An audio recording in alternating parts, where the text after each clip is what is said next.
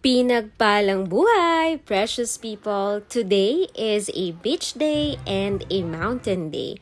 Tara, samahan niyo ako at ang aking pamilya na magdagat at umakyat sa bundok dito sa San Narciso, Quezon, ang probinsya kung saan tanggal lahat ng uri ng stress at problema. Pagkatapos ng aming munting party and celebration ng 50th birthday ng aking papa, napagdesisyon na namin na pumunta sa isang dagat. Ito yung dagat na pinaka-popular dito sa SNQ, ang Talisay Beach Resort. Way back 2011, nung nag-aaral pa ako ng high school dito sa SNQ, hindi pa gaanong ka-famous itong Talisay Beach Resort. Pero ngayon, napakarami ng turista na dumadayo dito kasi nga napakaganda ng dagat, napakalinaw, napaka-friendly ng mga staff, and napakamura lang ng entrance fee. Alam nyo bang 10 pesos lang ang entrance fee dito? O diba, kung i-compare mo sa ibang beach resorts, talagang murang-mura at affordable ito. At syempre, hindi ko pinalagpas na hindi matry ang mga drinks and milk tea ng Cafe Talisay. Alam nyo ba ang may-ari nitong Cafe Talisay ay classmate ko nung high school? O diba, kaya kung nagbabalak kang pumunta sa Talisay Beach Resort, wag mong palalagpasin na matry itong Cafe Talisay drinks and milk tea. Pwede nyo ring i-check ang kanilang FB page. Around 2 p.m., umuwi na kami sa Binay kasi aakyat kami ng bundok ngayong hapon. And yes, doon kami matutulog sa munting tahanan ng aking papa sa bundok. Naglakad and nag-hike kami ng around 20 to 30 minutes bago namin marating yung manggahan. Yung manggahan, yun yung pangalan ng lupa ni na tatay doon sa bundok at doon nagtayo ng munting tahanan ng aking tatay.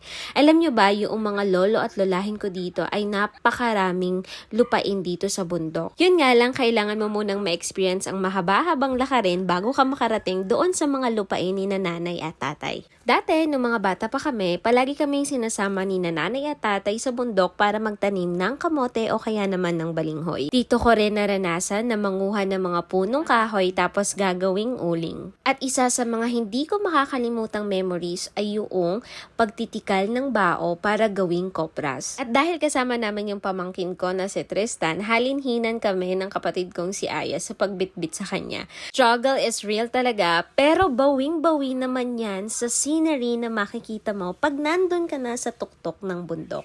Tignan nyo na lang kung gaano kaganda at kung gaano ka-green ang kapaligiran dito. Kaya nga kapag umuwi kami ng SNQ, hindi nawawala sa aming itinerary ang pag-akyat sa bundok.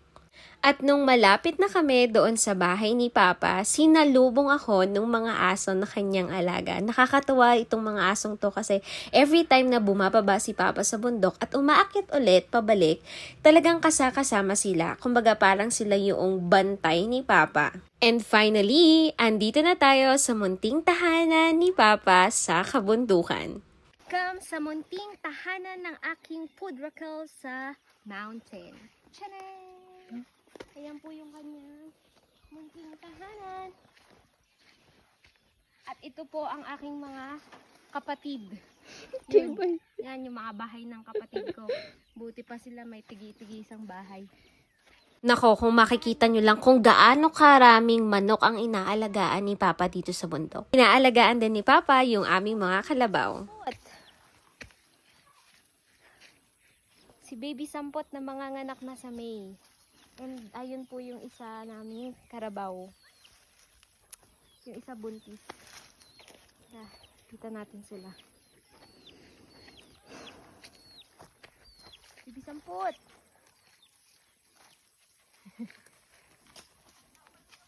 Napaka-importante ng mga karabaw, lalong-lalo na sa mga kagaya ni Papa na sa bundok naninirahan. Kasi sila yung mga ginagamit para makapagpapaba ng mga gamit na dadalhin sa baryo o kaya naman dadalhin paakyat sa bundok. Kita nyo naman kung gaano kasaya yung pamangkin ko kasi napakahilig din yan sa mga manok. Nakakatuwa nga kasi ayan no, pinapatulog niya pa talaga yung manok. May pinagmanahan talaga yung pamangkin ko na yan, hindi maipagkakaila na kay Papa nagmana yan. Nung kinagabihan na, nagluto si Mama ng isda. na uulamin namin for dinner. Isa ito sa mga madalas na lutuin ni Papa at ni Mama kapag umuwi kami dito sa bundok. Nagluto din si Mama ng ginisang sitaw at kumuha naman yung aking tito ng dahon ng saging kasi dito kami magsasalo-salo. Napaka-calm and relaxing lang ng gabing ito. That's it for today's vlog. Samahan niyo ulit ako sa susunod kong adventure. #palaging piliing maging masaya. Bye!